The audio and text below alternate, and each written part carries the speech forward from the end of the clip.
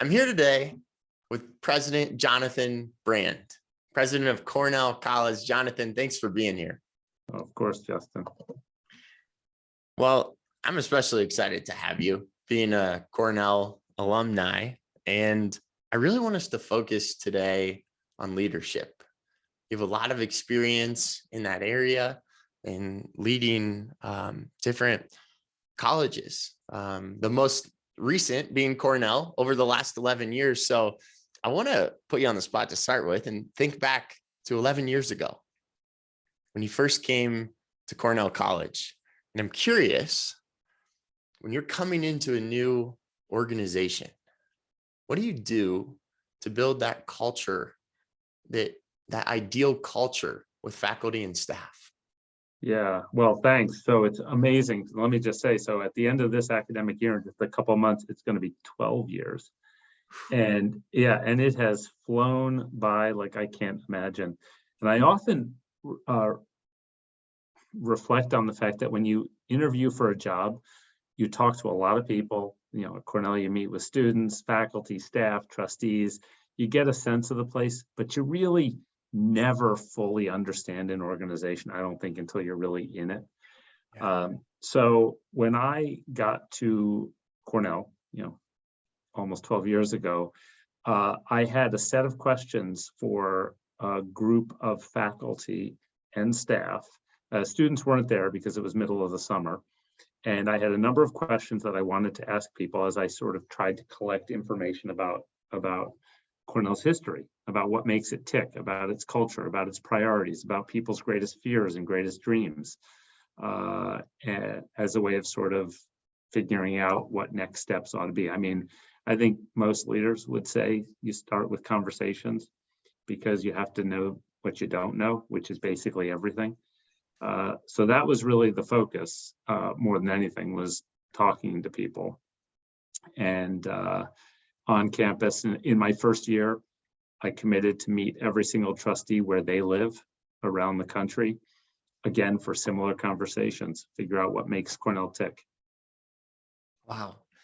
And I got to appreciate that that's a serious time commitment, but it also shows that you're serious about taking Cornell to the next level. What kind of feedback did you get from both everyone you were interviewing? Yeah, well, so as you would expect, one, what I heard overwhelmingly, and I still hear it to this day because it's accurate, is this attachment to our students, which is sort of next level for Cornell. And of course, as you know, we're on the one course at a time methodology or philosophy, and that's a driving force for this school. It's really in our DNA at this point, and it only strengthens those relationships. So I heard that over and over and over. I heard a lot about student needs and how they had been evolving, and they're still evolving. And now here we are, sort of post-COVID-19, and those needs have changed again. I heard a lot of that. I heard a lot about the connectedness. I mean, that was the one word that actually I heard the most from everyone, was how connected Cornellians feel to each other. Lots of colleges, I will tell you, Justin, lots of colleges there's an anger, a hostility, a jaded something. That's just not Cornell. And I heard a lot of that. I mean, I heard a lot of love and support and passion and commitment and honesty and good faith. That's really what I probably heard more than anything. Real dedication, real devotion. It's pretty special to have that level of connectedness and love, so continued passion for the school. One thing I'll share with listeners, one course at a time, it was imagine fully immersing yourself in one course for 3.5 weeks, call it 1 month for the sake of understanding logistics. So 1 month and you're doing nothing but that class. It could be stats class, it could be a sports psychology class. And then after you take that exam in week 4, you have a few days off, block break, where you can completely detach. And then you gear up for another block. And it really is a special program. I think there are a handful of institutions that do it around the country, but it was cool during the pandemic. I must add, as an alumni, that people sought Cornell for advice on hey, how do we deal with this?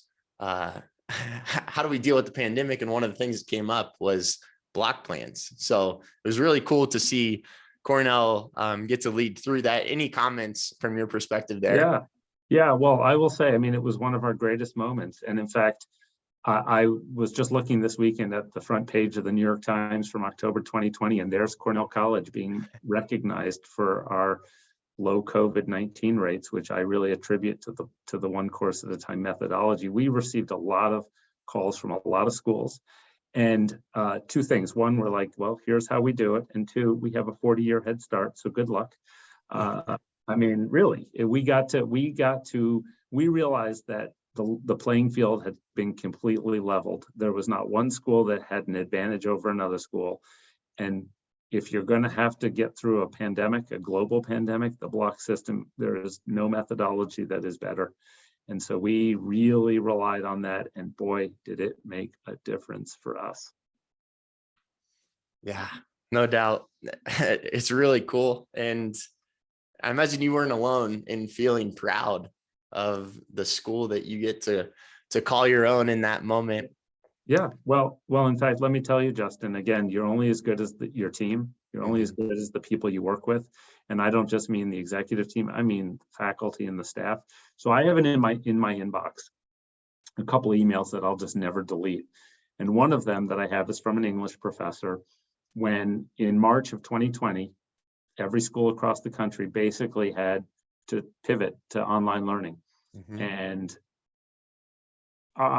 we had to do it in a matter of a couple of weeks. It was spring break, and we had 2 weeks to get up and running online. And I have an email from a faculty member that says, "Oh, we got this." And it was just, that was all it said, exclamation point. And that sort of roll up your sleeves, we'll get this done together was, I mean, that to me encapsulated the whole start of COVID for us, or at least our response to COVID. That's a great email that you can refer to. Obviously, I mean, that's resonated with you for so long. So I want to actually switch gears from where I was wanting to go, and I want to stay there because I think it really matters from a leader perspective. Providing that, I mean, we all have, I imagine you also have maybe a handwritten card or two that you save that's very meaningful to you. And whether that's someone recognizing something you did or who you are as a leader in charge of so many people, how do you do your best to make people feel recognized and cared for when ultimately you don't have time to sit down with everyone on a consistent basis? It's not possible. Yeah, but you have to try, actually. Yeah. You really have to try. I mean, I learned from another Cornellian, a really successful executive whom I greatly admire, who told me that when he was a CEO, he spent 50% of his time walking around the company, talking to people. And he said, and I always knew at least one thing about them that was personal. A child doing something, a spouse, something in their family. So to me, actually, that was a really important lesson in leadership, which is if I'm doing my job well, I work with a senior team and executive team that's focused and directed on something and empowered to do it. And that gives me the time to be out there and to be sort of that chief climatologist, which is really trying to connect with people. And I don't know if other colleges or universities, I don't know if in higher ed we focus enough on sort of best practices around leadership, but some of those skills, some of those priorities about being with people in their stopping in their offices, and COVID probably didn't help much because it was not as easy, but checking in with people, actually, I think that I've learned that that's really just essential. And this very one alumnus also had this saying that I use all the time now with proper attribution, which is, he always says, communication is the essence of appreciation. So you cannot over communicate with people. Communication is the essence. Say it again for me. Communication is the essence of appreciation. Communication is the essence of appreciation. Yeah. And he's that's bang on. That's it. That's awesome. So let's build off that.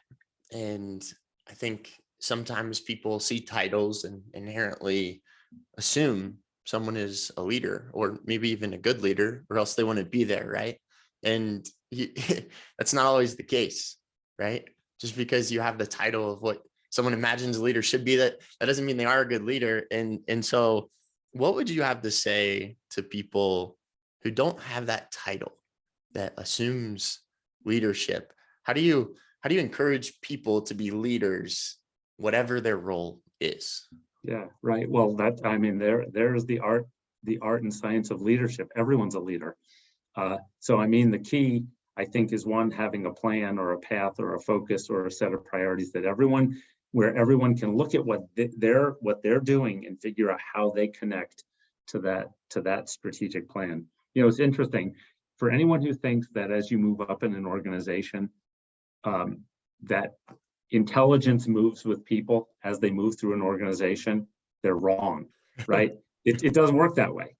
You know, intelligence does not move up as you go through an organization. It's distributed throughout the institution.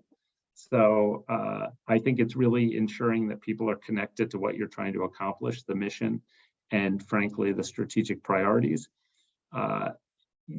You know, feeling like they're invested in what you're all trying to accomplish. I think that's the key, and empowering people. I mean, it's taken me a long time to get to this place, but I've learned at Cornell more than anything, which is you have to, you know, I've always heard the adage, Justin, find great people and get out of their way. And I've always been attracted to it, but then I've always thought, well, that sounds like it could be a recipe for disaster, but it's absolutely true. The key is to make sure people know where you're headed, to ask them, what do you need in order to be successful, and give them what they need in order to be successful, and get out of their way. And yeah, hold them responsible. That's right. We're all accountable for what we have to do, but give them what they need and let them do what they're capable of doing. That to me is like leadership. It's really not, that's like such an easy recipe right there. What do you need to be successful? And my job is to make sure you have it. Yeah. And it's easy to ask, and it's also easy not to ask that simple question. Yeah. And all too often we don't ask it. And then you have a whole slew of reasons why somebody doesn't do well. Right. And it misses the point that maybe they didn't have what they needed in order to be successful. Yeah. And so as someone who's heard that question, thankfully, right? That means one of my leaders is probably doing the right thing. Sometimes I feel like they're just checking a box. And I felt that way before, but at the end of the day, there's always something that comes out of that question. So it really doesn't matter if they are checking the box to make sure they're asking you that or not, as long as it comes from a genuine standpoint of that leader wanting to help, then we should probably keep asking it, right? Well, I hope it's more than checking a box, though. I mean, I can't, when I ask somebody what they need in order to be successful, they have to believe in good faith, I'm going to do everything in my power to get them those resources. Right. And if resources, that's where I go to, but it could be something, it could be connections, it could be facilities, it could be communication, it could be a whole range of things. They have to know that I'm doing everything in my power to deliver. And if I can't deliver, then they should expect that again, communication is the essence of appreciation. They should expect I'm going to sit down and say, look, I gave it all I could do. And here's why, right? I mean, I just think, but it can't be just smoke and mirrors. I mean, I think you really have to set people up for success. So. What resonates with me is the follow through. If you ask the question and you either show with action that you did follow through, or you help someone understand, hey, we tried and this is why it's not possible, but what if we think about this, right? It's whatever the follow through is. And without it, Justin, the damage you do to the organization long term, because then you've created a cycle potentially of distrust. Like, okay, this person isn't going to work for me, isn't going to help me, I mean, I'm chief support staff, right? We're all chief support staff. Like, I spend more of my time ending conversations with, what can I do for you? because that is what we ought to be doing. Mhm. And if you can't like show somebody that you're really trying to help them, then you've started a bad cycle. Right. Right. Right. And you're only going to be able to ask those questions as a leader if you do trust them and give them the autonomy to, hey, here's the strategic plan, here's your role, go do it, whatever the best way you think is possible. Yeah. I mean, that takes some trust, and I can appreciate that you mentioned it's a journey. You haven't always been as good at empowering people, and it's a process for all of us. So thanks for being vulnerable and sharing that. Switching gears, Jonathan, I think of how much you've been able to really change the campus in regards to the look, feel, and experience. There's new academic buildings, there's new dorm rooms, as you said, like the evolving student needs, right? And the college is doing the best to address those. So I'm going to spin this more to a personal standpoint because I just was recommended the book Stillness is Key by Ryan Holiday. Hmm. And in that, I'm trying to find a balance of how do I be super intentional with my work and my life, but also balance that with stillness and just being. So how do you balance being on the move, flying to see Cornell Board of Trustees, meeting with teachers one-on-one, and also being a dad, being part of a family, being a husband, and finding stillness, if you will, in your life? Yeah, well, I think what we teach at Cornell, and I try to practice it, is habits. We're all about teaching habits. So I make sure every day I go out for my run. And if that means getting up at 4 a.m. to go for a run, I will do it because it's a habit that matters. And, my mind slips into who knows what when I'm out for an hour. It just goes wherever it needs to go. Mhm. Adequate sleep, eating well, finding joy in the little things. I mean, walking down the middle of campus is joyful. Saying hi to students as they come out of class or head to class, joyful. So I think it's about finding those moments and I suppose having the willingness to find that time, right? Mhm. It's easy to lead an imbalanced life. If you care about something, it can consume you. Mhm. But short term, it might work. Long term, it doesn't work. So again, I just think it's finding those habits, those moments. Creating those good habits and finding joy in the little moments. What do you do when you're facing something out of the blue that seems like a really big deal? It hits you, hits you smack on the face, and you didn't see it coming. It's a situation you need to deal with. What's your go-to?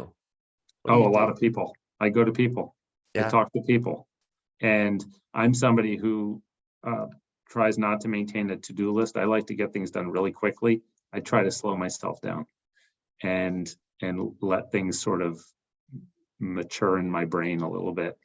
And again, to listen to people, whether it's Rochelle, my wife, whether it's the executive team, whether it's faculty leadership, whether it's trustees, the board chair, try to just listen. And the number one of the top liberal arts skills that I think we have to value is believing that you don't know something. Think that you don't know something, Hmm. which always pushes you to try to know. So that's what I do. I try to get the input and the perspectives of people I trust, probably even more than myself. So normally you're just going to knock it out if you can. You want to get something done quickly. As soon as you recognize that, hey, this is a bigger issue, I need to take a step back and learn from others. Yeah, but not doing something is not an option. I mean, that's the one thing. I mean, you have to get the input of other people, but at the end of the day, it's not going to linger and it's not going to get swept under the rug. We are going to address it, and we might be wrong, but we're going to address it. You're And gonna do our response might not be right. We're going to make mistakes, but we're not going to just let it fester. Yeah. Yeah. Is that something that you've always held as your mindset, or is that something you've developed over time? I think the answer is yes to both of those. I think the sense of urgency that I have for like Cornell to be exceptional and world famous has pushed me to be, I suppose, more committed to making decisions promptly. But it was probably in there before Cornell. Yeah. Yeah. Okay. I've got a fun little question as we come to a close here of the podcast. You've got experience, multiple colleges, you've got all these personal experiences. If you're in front of a class full of kids, let's call them elementary school kids, and you get to leave them with some advice, what comes to mind that you'd want to share with them? Elementary school students, kids, Yeah. leave them with? Yeah. You know, are they too young to, I mean, boy, they're like, the best that we have in this world is in elementary school kids. I Like, agree. how do you tell them our job is to not ruin you? Like, 'cause they're so perfect at that age, right? I mean, can you tell them to keep being themselves, to keep being curious, you know, to keep being nice to each other? I mean, that's really, it's as simple as that. I mean, really, that's like the perfect age. Yeah. Like, really, I want to ask them, what can we learn from you? That's really what I want to ask them. You know, what are the Well, attributes you have that somehow we've lost them? so I was just talking on the plane yesterday with this gentleman, and we're right along lines with where your head's going to, Jonathan. At what age do we lose that curiosity? Do we lose that passion? Not that we lose it, but do we lose it from being in the forefront of our mind? And I don't know the answer, but I love that you said keep being curious and keep being nice, because Yeah. at the end of the day, how many less problems would we have in the world if we kept doing those two things? Yeah, right, right. I think we start losing our that identity when we start um, being able to perceive anxieties and fears, you know, right? Without anxiety and fear, I think well, I mean, for some, fear is a great motivator, but I think the moment you start letting anxiety enter into your mind, that's probably the start of a more complicated life. Yeah. Let me ask one follow-up here. I got to imagine that running is certainly helpful for anxiety in your world. What else comes to mind that helps you control stress and anxiety? Well, I have a really good or poor long-term memory. So I like, you know, things like go in my brain, I finish them and I check them off and they're out of my mind. And I really think that that helps. I will often say, partially in jest, but partially not, that naivete and ignorance are completely underrated. I think they have they're immeasurably helpful. So I think that I really do think that letting things go is an important part of moving forward. I mean, I don't know. What can I tell you, Justin? I have a generally happy, positive disposition. That kind of helps. Like, if today's not a good day, I just tell myself tomorrow's going to be better. And eventually it's true. Yeah, I like that. I read yesterday, today might not be a good day, but can you find something good in today? Yeah, exactly. There's always something. No doubt. Well, thank you for your time here today. Any last thoughts you might want to No, share? it's good. It's good to see you. You're one of the rock star, you know, a rock star alumnus of Cornell College. You're the one who motivates me to do my job. So my thanks to you. Thank you. What's next on the docket for today in the Well, in this the is world of Jonathan Brand? yeah. Well, so this is Employee Appreciation Week, and we're having a pop-up little party in 3 minutes over in the West Science Center. It's a come and taste a whole range of different popcorns, or popcorn flavors. So I'm heading over there to say hi to people. All right, we better cut it. I appreciate you. See you later. Yeah. See you later.